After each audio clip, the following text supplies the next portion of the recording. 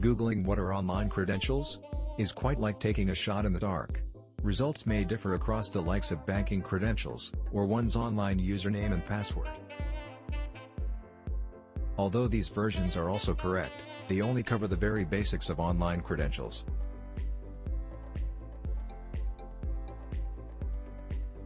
In a more expansive and elaborative sense, online credentials pertain to a user's online behavioral patterns, looking at how they use an app, analyzing different aspects such as how many hours they spend on certain features, which aspects of the app they use most, and so much more. Online credentials can be used for a number of purposes, including targeted advertising, or the improvement of web app user experiences. The different data collected for these purposes include personal demographics, age, location, gender, etc., as well as behavioral patterns, locations visited, interaction with different pages, etc. With such a massive range of data being collected from individuals, corporations have access to a pool, or more so an ocean, of data, for the benefit of their business. One would automatically assume that their own personal information that they add onto the likes of Instagram would be their own intellectual property.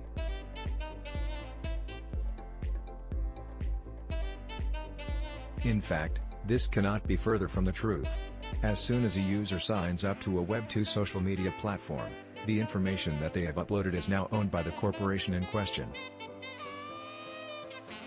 Unfortunately, through agreeing to the terms and conditions of these Web2 apps, which are more than often not read through by the users due to the thousands of pages, the user grants access to the corporation and is then left with little to no wiggle room when it comes to deciding who can or cannot.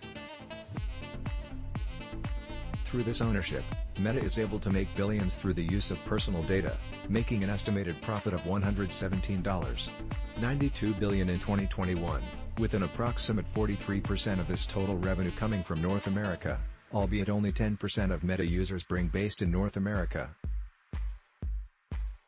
The benefit or rewards that users reap from sharing their personal data, helping Meta make billions? None. The simple gesture of being able to use an app such as Facebook, Instagram, or WhatsApp is what users get in return for their data. Apart from the non-existent benefits for Web2 users when it comes to online credentials, the lack of privacy is yet another issue. With millions of users' private data being stored on one centralized system, there is an extremely high risk of data breaches.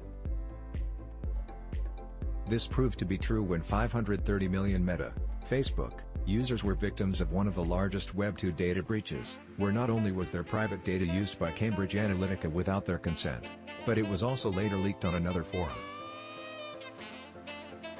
Considered to be the next version of the Internet, Web3 is mainly characterized by its decentralized model, which is built on blockchain technology.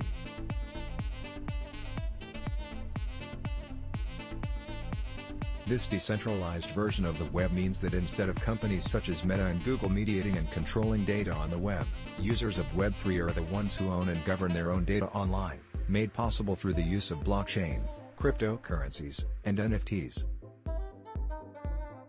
In Web3, ownership covers the ownership of information, meaning that in future Web3 social media apps, content posted by users would each have a smart contract attached to it, granting true ownership to the content creator in question.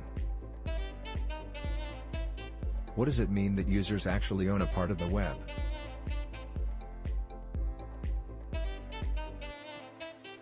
In Web3, digital identities make use of self-sovereign identities, SSL, which move identity credential management from a centralized silo system, as seen in Web2, to a peer-to-peer model, using the likes of public key cryptography, decentralized identifiers and blockchain. In turn, this model gives users the power to decide how their information is distributed by websites, services and applications across the web, as the point of connection has been shifted to the individual user, as opposed to the corporations. Shifting the ownership of online credentials to individual users is not the only benefit that Web3 offers.